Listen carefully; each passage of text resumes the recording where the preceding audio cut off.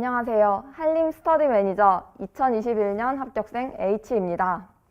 저는 오늘 행정고시 시험 진입에 앞서서 고민들이 많으실 것 같아서 1차 공부와 2차 공부 그리고 기타 부가적인 도움이 될 만한 내용들에 대해 설명드리고자 이 자리에 섰습니다. 가장 먼저 말씀드리고자 할 것은 1차 시험과 관련한 내용입니다. 주로 12월이나 1월, 2월 이렇게 학기가 마치고 나서 진입하시는 분들이 많은 것으로 알고 있습니다. 주로 피셋 시험은 2월 말이나 3월 초 이쯤에 이루어지기 때문에 초시생분들이 진입하고 나서 바로 피셋을 합격하기란 소위 말하는 피셋형 인간이 아닌 이상 어려운 것으로 보입니다. 그렇지만 이때 합격을 하지 못하더라도 또는 한국사나 영어 등 인증시험에 정보가 없더라도 일단 시험에 응시를 하여서 현장감을 느껴보시는 것을 추천드리겠습니다.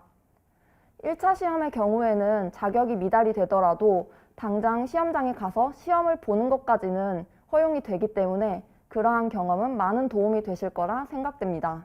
진입하시는 분들의 피셋 강의의 경우에는 3월부터 이루어지는 기초 입문 강의, 7월부터 이루어지는 기본 강의, 그리고 이후에 핵심 강의와 심화 강의, 그리고 12월부터 이루어지는 실전 모의고사 강의가 있습니다.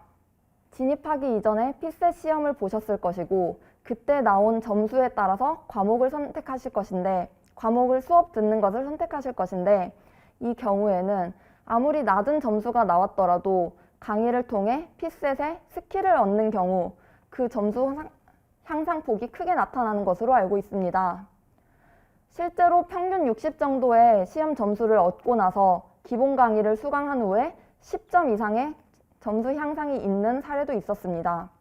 또한 실전 모의고사를 통해서 실전 감각을 익히고 그 과정에서 스터디를 병행하고 선생님들과의 충분한 교류를 통해서 그 이상의 시험 점수 향상이 가능하므로 처음부터 너무 좌절하지 마시고 강의를 통해서 충분히 따라오실 수 있을 것입니다. 1차 과목의 경우에는 유형별로 공부 방법이 다르고 그 유형을 분석하고 이러한 과정에 강의가 도움이 될 수 있기 때문에 이러한 강의와 스터디 그리고 혼자만의 문제풀이 시간을 통해서 충분한 실력 향상이 가능할 것이라 생각됩니다. 다음으로는 2차 시험과 관련한 내용에 대해 말씀드리려고 합니다. 2차 시험을 준비하는 입장에서 꼴찌로 합격하더라도 합격만 시켜줬으면 좋겠다는 마음이 간절할 때가 있습니다. 그러나 현실은 2차 합격생이 최종 합격생의 1.3배수를 선발하게 되고 면접에서도 수십 명의 탈락자가 발생할 수 있기 때문에 이러한 마음가짐보다는 내가 수석을 해서 합격을 해야겠다 하는 마음가짐이 더 필요한 것 같습니다. 또한 2차 시험 성적이 향후 부처 배치에도 영향을 미칠 수 있다는 점을 고려한다면 2차 시험 성적을 최고로 받는 것이 우월 전략이라 할 수 있습니다. 따라서 저는 2차 시험 공부와 관련하여 4가지 방안을 크게 말씀드리려고 합니다. 이러한 4가지 방안은 사실 2차 시험뿐만이 아니라 1차 시험과 관련해서도 연결을 지을 수 있을 것입니다. 첫 번째로 장기적 시각에서 공부할 필요가 있습니다. 행정고시 합격생은 평균 3.6년 정도를 공부해서 합격한다는 통계가 있습니다. 물론 주변을 본다면 1, 2년 만에 합격하시는 단기간 합격생들도 계시고 반면에 5, 6년을 공부하고 그 이상을 공부해서 합격하시는 분들도 계십니다. 이러한 분들을 보았을 때 물론 내가 2년 안에, 3년 안에 공부해서 합격하면 되는 거 아니야? 하는 마음가짐도 물론 좋지만 이런 마음가짐이 조급한 마음이 들게 할 수 있기 때문에 이러한 조급한 마음가짐이 멘탈 흔들리는 결과를 낳을 수 있기 때문에 장기적인 시각에서 공부하시는 걸 추천드립니다. 제가 말씀드리는 조급함이란 공부를 함에 있어서 진도 따라가기에 급급한 것입니다. 아무래도 1년간의 수강 과정이 존재하고 이 수강 과정에 있어서 진도를 쫓아가는 것은 중요하지만 진도를 따라가는 과정에서 겉핥기식으로 공부를 하게 되면 서술형 시험의 특성상 답안을 작성하기 어렵다는 결과를 초래하게 됩니다.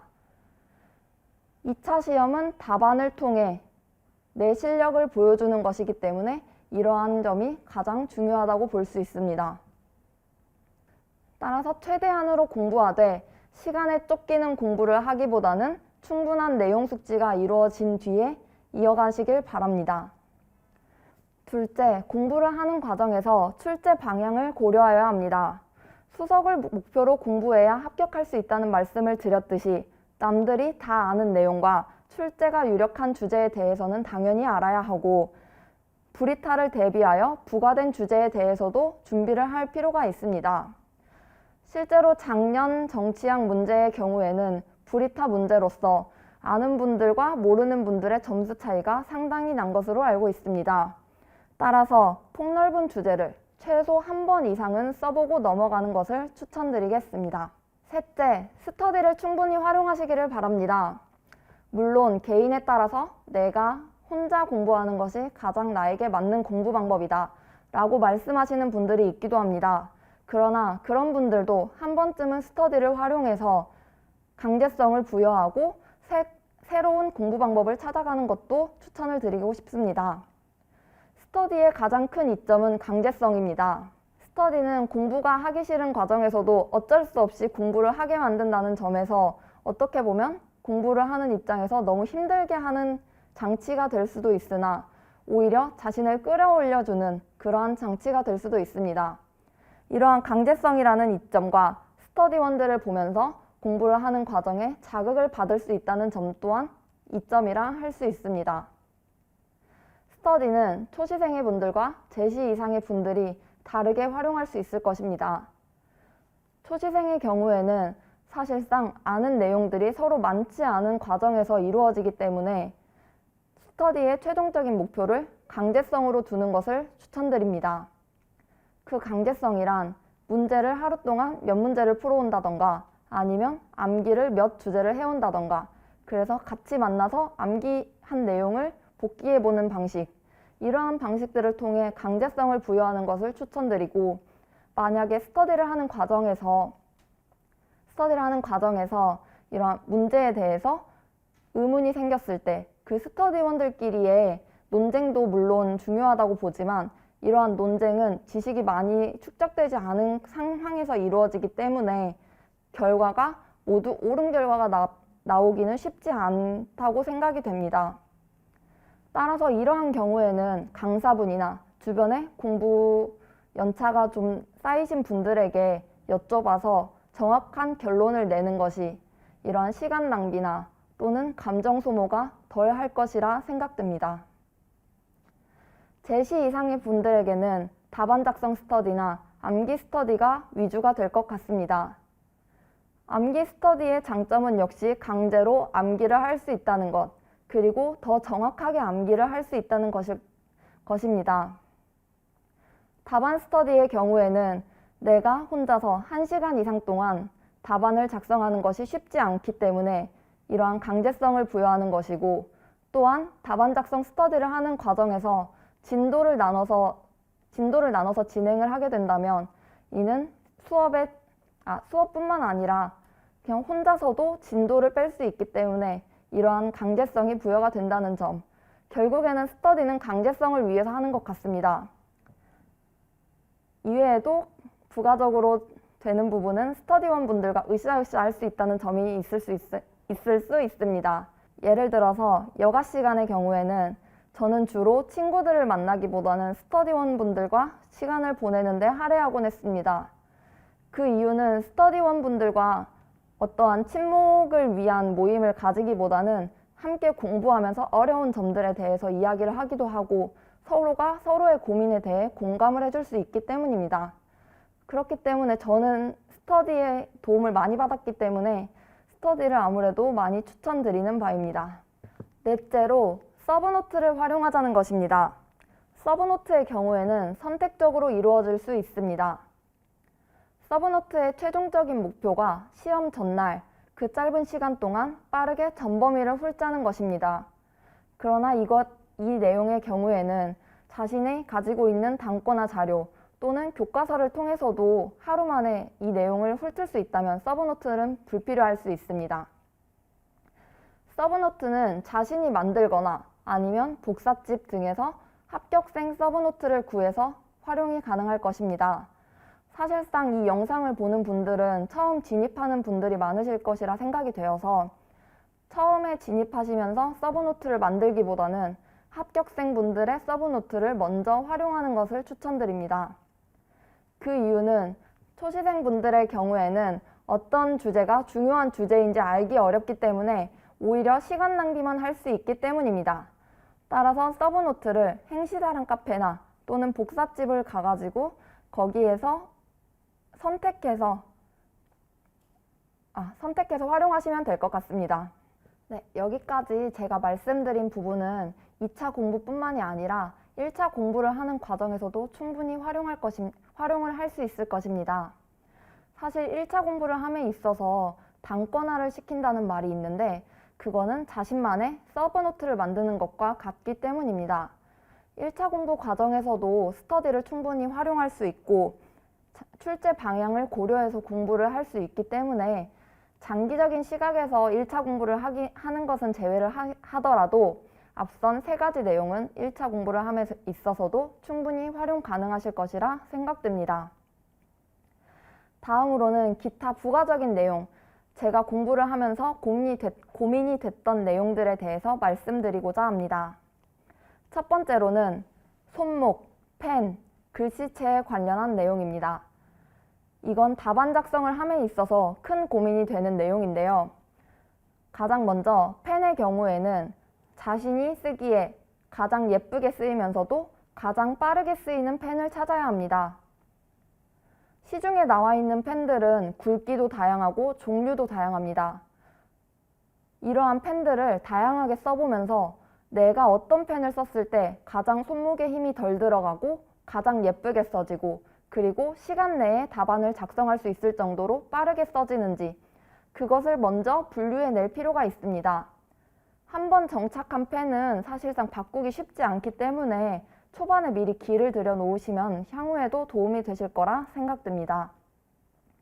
이러한 펜을 결정하는 이유는 손목에 무리가 가기 때문입니다. 저 같은 경우에는 손목에 무리가 많이 가서 주로 보호대를 착용을 했었는데요. 이러한 보호대는 정형외과에서 구매를 하거나 아니면 약국에서 구매를 하는 방식으로 사용을 했었습니다. 손목에 염증이 생기면 만성으로 갈 수도 있고 이게 삼순환 기간 동안 많은 스트레스가 될 수 있습니다. 답안을 많이 작성을 해야 되는데 손목이 따라주지 않아서 더 이상 작성할 수 없는 그러한 상태에서는 느끼는 절망감은 어마무시합니다. 그렇기 때문에 손목 관리 그리고 펜 종류 고르는 과정을 거칠 필요가 있을 것 같습니다. 글씨체를 말씀드리는 이유는 서술형 과목이기 때문입니다. 저희가 작성한 답안을 교수님들이 보고 채점하시는 것으로 알고 있습니다. 교수님들은 보통 40, 50대의 분들이 채점을 하시기 때문에 글씨체가 당락을 가르기도 한다고 합니다. 글씨체가 악필인 경우에는 문제에 키워드가 담기지 않고 문제의 키워드가 교수님 눈에 띄지 않을 위험이 존재하기 때문에 이러한 위험에서 벗어나고자 글씨체 교정을 어느 정도는 필요한 것으로 알고 있습니다. 당장 글씨체 때문에 1, 2점이 나뉘기도 한다는 말을 들어보면 그것이 필요한 것이라 생각합니다. 둘째로는 체력 관리입니다. 장기간 이루어지는 수험기간은 체력을 깎아먹을 수밖에 없습니다. 이러한 수험기간을 모두 견뎌낼 만한 체력이 가지신 분들이 많지 않을 것이라 생각됩니다. 따라서 기존에 하시던 운동이 계시던 분들은 그 횟수나 시간을 줄여서라도 이어가시는 것을 추천드리고 만약에 운동을 안 하시던 분들이 갑자기 운동을 시작하면 오히려 더 몸에 무리가 갈 수 있기 때문에 이러한 분들은 스트레칭을 좀 자주 해주시고 간단한 산책들, 식전, 식후 산책이나 아니면 공부를 모두 마친 이후 밤에 하는 산책이라도 최소한의 운동은 필요한 것으로 보입니다. 체력 관리를 해주지 않게 되면은 장기간 공부를 하고 싶어도 체력이 부족해서 더 이상 못하게 되는 안 좋은 상황이 나타날 수 있기 때문에 이 또한 꼭 챙기시길 바랍니다. 기타 영양제도 잘 챙겨 드시길 바랍니다. 세 번째로는 여가 시간을 활용하는 것입니다. 앞서 잠깐 말씀드렸었는데 여가 시간의 경우에는 하루를 오전, 오후, 저녁 세 타임으로 나누게 될 경우 일주일에 2타임 정도를 여가 시간으로 가지곤 했었습니다. 이거는 저뿐만 아니라 주변의 합격생들도 대부분 한 타임에서 2타임의 여가 시간은 꼭 가졌던 것으로 알고 있습니다. 이러한 여가 시간은 토요일 저녁이나 일요일 오전 또는 일요일 오후 저녁 이런 식으로 많이들 가지셨는데요. 일요일의 경우에는 월요일부터 토요일까지 정규 강의가 이루어지고 일요일에 이루어지는 특강들이 존재하기 때문에 아무래도 고정적으로 이루어지긴 힘들고 변동사항이 조금 있었던 것 같습니다. 여가 시간에는 앞서 말씀드렸듯이 가족이나 스터디원 분들과 많은 시간을 보냈었고 주로 애인이 있으신 분들은 이때 애인들과 만나서 충분한 휴식 시간을 가진 것으로 알고 있습니다.